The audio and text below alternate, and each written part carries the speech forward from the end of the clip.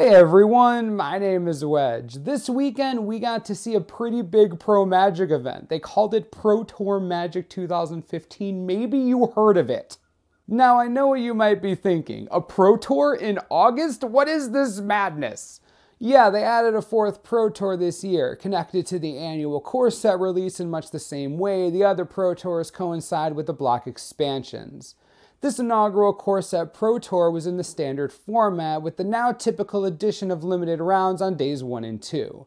And for the first time in a long time, possibly ever, those limited rounds got to show off the core set draft format. That is all exciting, but we have little to gain now by looking at limited lists. By contrast, standard will continue to be relevant for the next couple months, and we have some surprisingly interesting things to look at. We also have some good news about what we won't be looking at. Mono Black Devotion, the boogeyman of Return to Ravnica Theros standard, was practically a non-entity this weekend. Not only did we see nary a Gary in the Pro Tour top 8, but he was also MIA from the SCG Open in Dallas. I should note though that we'll be focusing on the Pro Tour top 8 today. So let's dive right in, starting from the top. The champion of Pro Tour Magic 2015 was Yvonne Flock, running blue-white control. Yes. And let me tell you, this deck is control in its purest form. You're probably aware that control plays the long game. Flock's deck takes that to its logical extreme, not even running a true win condition in the main deck. Instead, he wins by either pure Mutavault beatdown or using Jace Architect of Thought's ultimate to take his opponent's biggest threat, or waiting for someone to scoop after he casts Sphinx's Revelation for 10 for the third time that game. This is also the version of the deck that swaps out Detention Sphere for Planar Cleansing. With the abundance of Planeswalkers and the number of mid-range decks running Underworld connections, the X for 1 potential with Planar Cleansing was real. The sweepers in the deck, Planar Cleansing and Supreme Verdict, also played nice with Quicken. That synergy resulted in many combat phase blowouts over the course of the top 8 alone. Coming in second, after the full 5-game final match, Jackson Cunningham put up a fight with green-white aggro. This is a deck that has gotten a couple of subtle boosts lately. Journey into Nyx added Mana Confluence, giving it another fast 2-color land outside of Temple Garden, and Banishing Light as a solid piece of removal. Cunningham's list also includes 2 of the M15 newcomer Sunblade Elf. With 12 total planes in the deck, 8 basic and 4 Temple Garden, that's usually a 2/2 for 1 green with a sometimes relevant ability. Beyond that, there's not much new here, but the current green-white aggro package is a powerful one. Voice of Resurgence, Fleece Mainline, and Loxodon Smiter are as good as they ever have been. Between the 5/5 tokens from Advent of the Worm and the pump mode of Selesnya Charm, the deck also has a lot of ways to force suboptimal combat choices out of decks that play creatures. And while it is true that aggro is really poorly positioned against control with 7 sweepers, he did take it to the full 5 games against control in the finals. Next up, we have Pyrmont Don, who finished third with one of the more recent decks to emerge into standard, Jund Walkers. As the name suggests, this deck runs a whopping 9 Planeswalkers, 3 each of Vraska, Xenagos, and Chandra Pyromaster. Creatures are just mana producers, Elvish Mystic, and Sylvan Caryatid. Oh, and Courser Crufix, which can stabilize almost any matchup to some degree of effectiveness.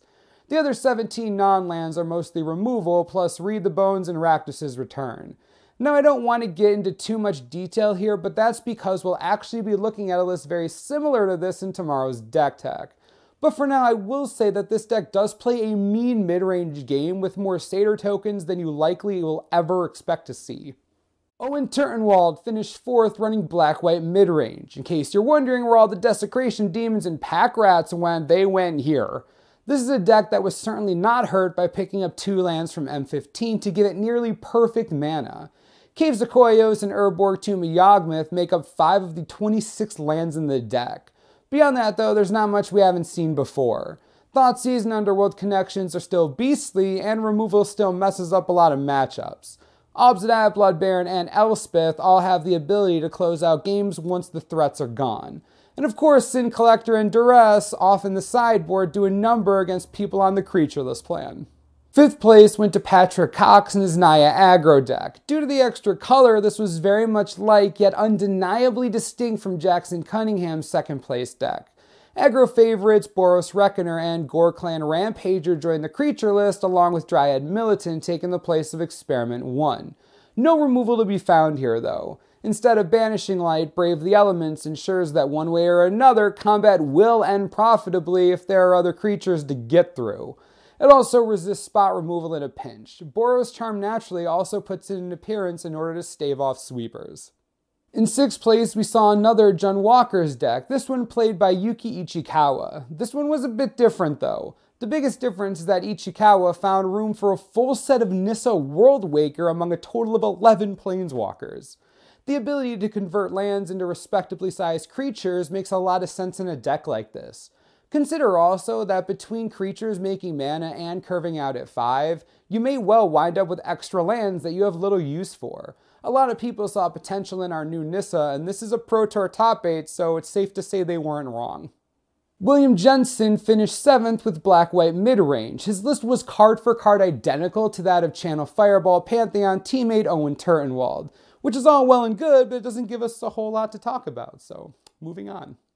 Matt Sperling is the last top 8 player, having made top 8 with Red-White Burn. This is another deck that undeniably benefited from the return of enemy color pain lands. 4 Battlefield Forge found a place on this list, along with the set of Stoke the Flames.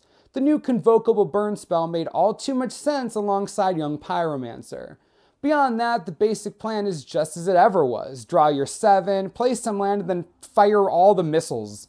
And if you know which missiles are the right ones to fire, you can top 8 a Pro Tour.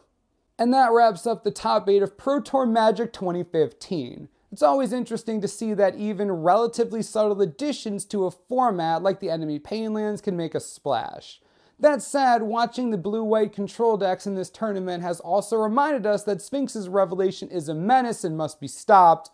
Or not, I'm totally cool with that. Regardless of how you feel, Kanzatark here isn't too far away. In the meantime, we'll be back next week with the results of SCG Standard Open in Syracuse, New York. Syracuse. I live less than an hour away from there. Huh. That's interesting.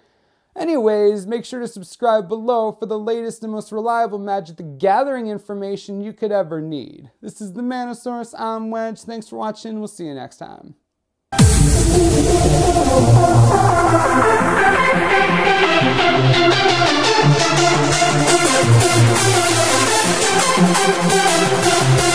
What?